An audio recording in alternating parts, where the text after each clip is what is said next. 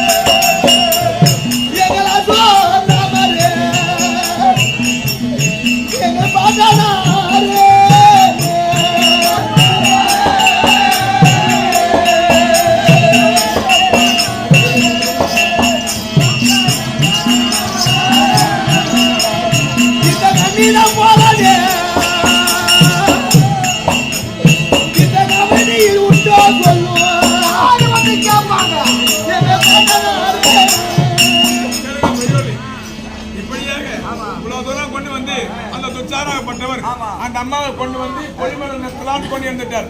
ஆனா போக முடியல. இந்த சற்று நேரம் தான் இருக்குது. அந்த அம்மா கொலிமலைக்கு போகும்போது இப்ப என்ன செய்யறாங்க? அந்த அம்மா எல்லாரும் எல்லாம் குரு பேர் உட்காந்து பாக்குறாங்க. எல்லாருடைய காலில் விழுந்தாடுவாங்க. குரு பெரியவர்களே எனக்கு ஏன் இந்த நிலைமை? குரு பெரியவர்களே எனக்கு ஏன் இந்த நிலைமை? எனக்கு இந்த நிலைமை தேவையா? அப்பயே அந்த அம்மா விழுந்து அழுது கொண்டிருக்காங்க. அந்த சமயத்துல இதே மாதிரி ராஜா சபையில அன்னைக்கு அந்த அம்மாவுக்கு நடந்து போச்சு. அதே கதி இப்போது தேனாம்பேட்டையில இந்த அம்மா குரு பேர் அமர்ந்து கொண்டிருக்கு. எல்லாரும் காலையும் உண்டு அழ ஆரம்பிச்சாங்க. அந்த நேரத்துல ஏமா உனக்கு வந்த கதி, உனக்கு வந்த நேர்மை எங்களுக்கு வரக்கூடாது அப்படின்னு இதெல்லாம் கோவில், இதெல்லாம் ஆலயம். ஒரு வருஷத்துல உங்க நாடகத்துல ஒரு வருஷத்துல கிராமத்தை சொல்லுவாங்க, எங்க கிராமத்துல என்ன ஒண்ணுமே இல்லாதவங்களா? ஏன் அவங்க பிச்சை எடுக்கிறாங்க? எங்க கிராமத்துல ஒண்ணுமே இல்லாதவங்களா? அவங்க ஏன் பிச்சை எடுக்கிறாங்க அப்படின்னு சொல்லுவாங்க. இது பிச்சை கிடையாது. தூரம் போனாலும் தர்மம் செய்யறோம். இது கோவில். இந்த கோவிலுக்குள்ள அந்த அம்மா வர மாட்டாங்க. இவங்க உள்ள இருப்பாங்க. ஏதாவது உங்க கையில கட்ட 5 10 கொண்டு போட்டு உனக்கு வந்த கெதி எங்களுக்கு வரக்கூடாது அப்படின்னு பிச்சை நினைக்காத, ஏதாவது ஏசகமா காணிக்கையா உனக்கு வந்த கெதி எங்களுக்கு சேரக்கூடாது அப்படின்னு மனசார வேண்டிக்கிட்டு போடுங்க. செருப்பெல்லாம் கட்டி விட்டுட்டு அப்படியே உள்ள வர மாட்டாங்க. உள்ள கட்டி வச்சு அப்படி காசு இல்லாதவங்க கவலைப்பட வேண்டாம். மூக்குலயோ காதுலயோ விரலையோ மாட்டிக்கிட்டு போடலாம். போட்டுட்டீங்கன்னா அதை எடுத்து போய் நாங்க அடவுகள்ல அடவு வச்சுட்டு சீட்டை எடுத்தாந்து ஒரு கிட்ட ஐயர்கிட்ட வாங்கிட்டு நீங்க போய் போட்டா முடிச்சுட்டு இல்ல முடிவு போவோம்.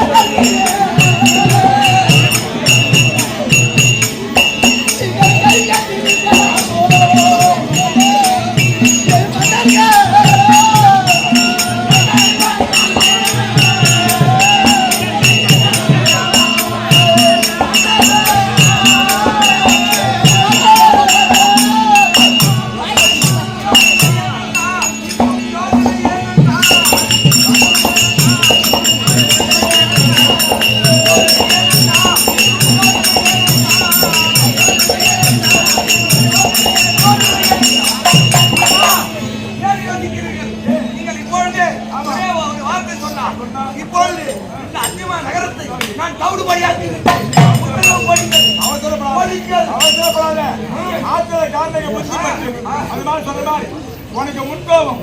அதனாலதான் இப்ப சபையில யோசனை எல்லாம் சொல்றேன். உனக்கு முன்கோபம், எனக்கு பின்கோபம்.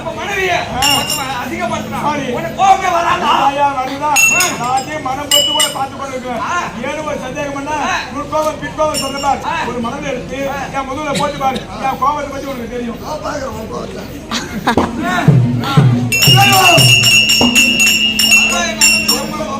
பூமி ஆடுவான், அதுக்கு உத்தரவு கொடுப்பேன்.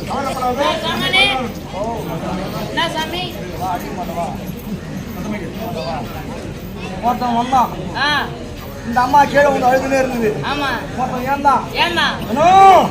ஒரு வார்த்தை கொடு, என்ன மூட்டை தவிடு போடி ஆகிறதுக்கு.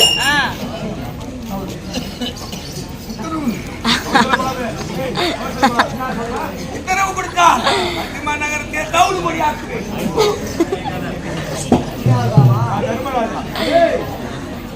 பாண்டவர் பேச்சு பாண்டவர் பேச்சு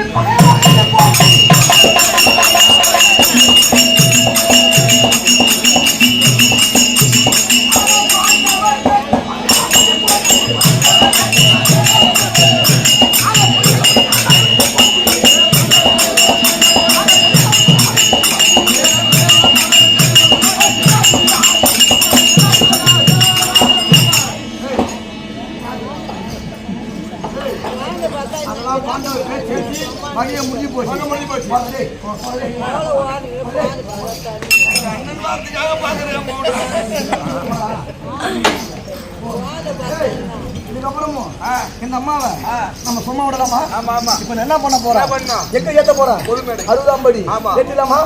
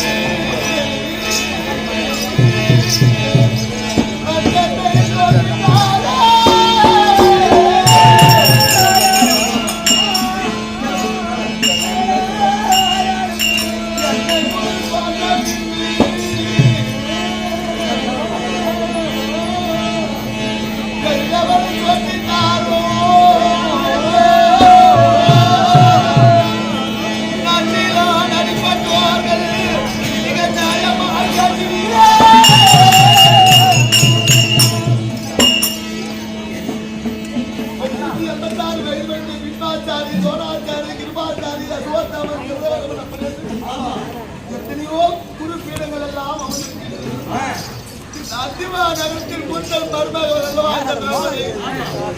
சத்தியமா நகரத்தின் தெய்வ பாவை அல்லவா இந்த திரௌபதி. இந்த குரு வம்சத்தில் இது போல இருக்கப்பட்டதாக ராஜா அநியாயம். நீங்கள் இத்தனை குரு பெரியவர்கள் இருந்தும்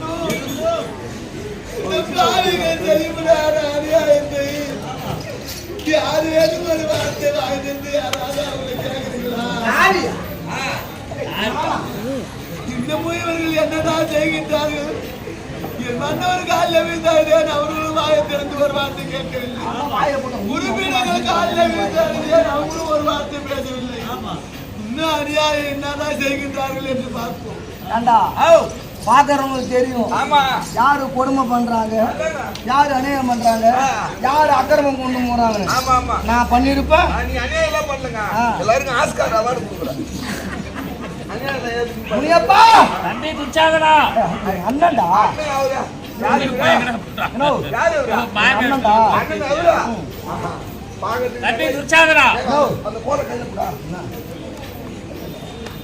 என்னடா பண்ற? தலை கட்ட போறியா? ஏரியில பண்ணி மேய்க்கிற மாதிரி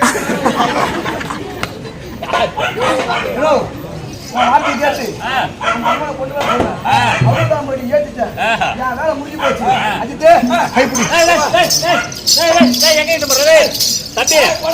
எங்க வரப்ப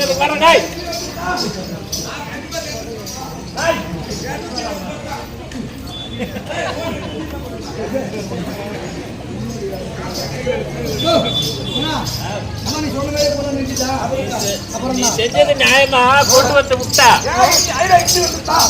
போற கடையே கேளு யாரு கேளு 60ஆம் படி சொன்ன ஒரு ராஜ்யசபையில கொண்டாந்து நிறுத்திட்டா உன் வேலை முடிஞ்சிட்டு நீ போற ஏற்கிற நேரத்திலே ராஜசபா விழா வேதியிலே எனக்கு நடந்த அவமானத்தை பழிக்கு பழி வாங்க வேண்டும் வஞ்சம்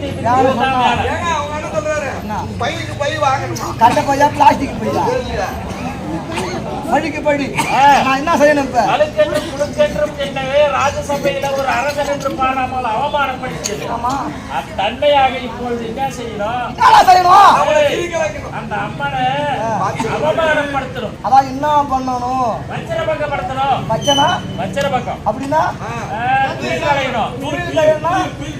சேலை அப்படின்னா ஒபினேட் ஈஷன் இந்த கமிஷன்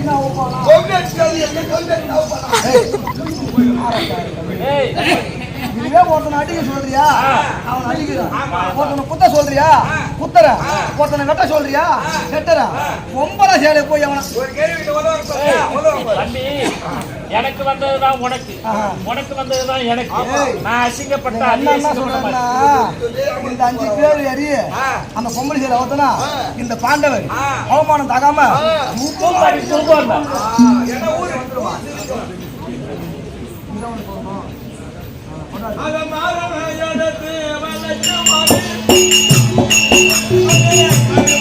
அது